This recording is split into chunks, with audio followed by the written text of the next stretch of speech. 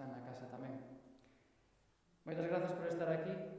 Nestes tempos, sair da casa e vir a un concerto é un sacrificio especialmente admirable. Hoxe é un día especial para nós porque o estreo como dúo, do dúo Tao, e que mellor día para estrealo que o día de Santa Icía, o día da nosa patrona, a patrona dos músicos que ademais é unha desas moitas profesións que non está pasando os seus mellores momentos, polo menos polo que respecta a subirse aos escenarios, tocar e, bueno, en moitos casos, pois tamén digamos que moita xente que se privada da súa fonte principal de ingresos, isto hai que seguir recordando en todas as ocasións que teñamos ocasión. Hoxe comezamos con dúas obras que son as Mountain Songs de Robert Visser. E estas dúas obriñas casi descoñecidas de Baraldi teñen en común algo que a nos gusta moito destacar nos nosos concertos, que é eses puntos de conexión entre a música culta e a música popular. Como a música popular ás veces inspira a culta e como tamén moitas veces é ao revés, hai unha retroalimentación. Na segunda parte vamos a seguir por aí porque vamos a escoitar principalmente tangos de Astor Piazzolla, compositor argentino, do que o ano que ven celebraremos o centenario do seu nacemento. E como as cousas están como están, pois xa imos celebrando por si acaso, despois non se pode. Hoxe para nós é unha emoción, un por ser a estrela, dúas porque moita xente, sabemos que moita xente quixo vir e non puido polas restriccións ou porque viven lonxe, así que se me permitides, ademais de saudarvos a vos, quería saudar a toda esa xente que está vendo o concerto na emisión en directo que fan os nosos compañeiros. E queríamos mandar as gracias especialmente e un saúdo para Santiago, para o noso alumnado, que sabemos que hai moitos por aí conectados, para Vigo, para Moaña tamén sabemos que hai xente, na Coruña moita xente comentou-nos que xa non conseguiu entrar, xa non había prazas disponibles. En Monforte, onde seguramente estarán con unha tapa de callos e un vermú a estas horas, non lle vamos a ter en conta. E tamén, curiosamente, hai xente que nos está vendo en sitios como Marbella, Budapest, Salamanca ou Alicante, que xa nos escribiron antes. Que vos aproveite e que disfrutedes este concerto. As grazas máis grandes van para o Museo de Belas Artes por seguir apostando pola música en directo, porque hoxe en día é un privilexio poder tocar en directo. Moitas grazas á organización e a toda a xente que traballades aquí.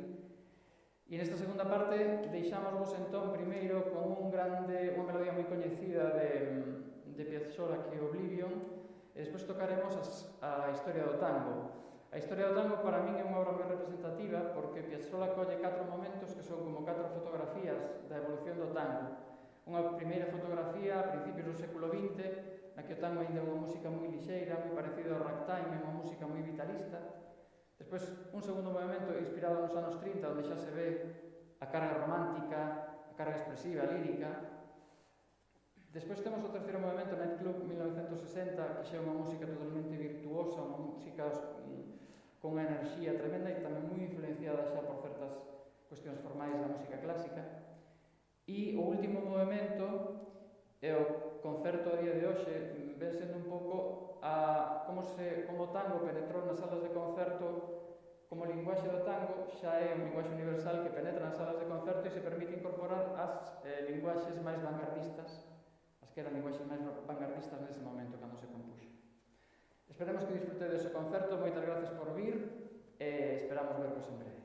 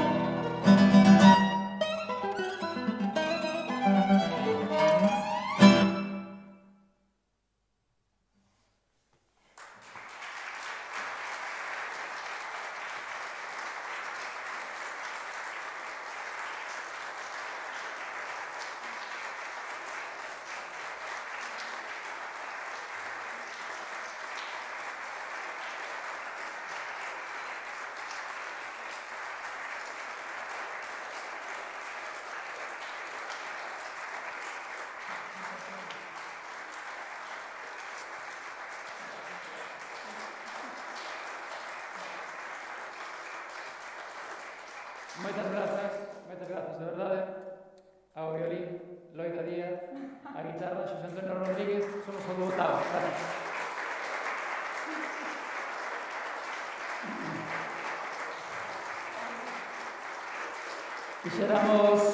Quixéramos rematar con un tema que nos gusta moito os dous, un tema que fixo o coñecido Paquito de Rivera.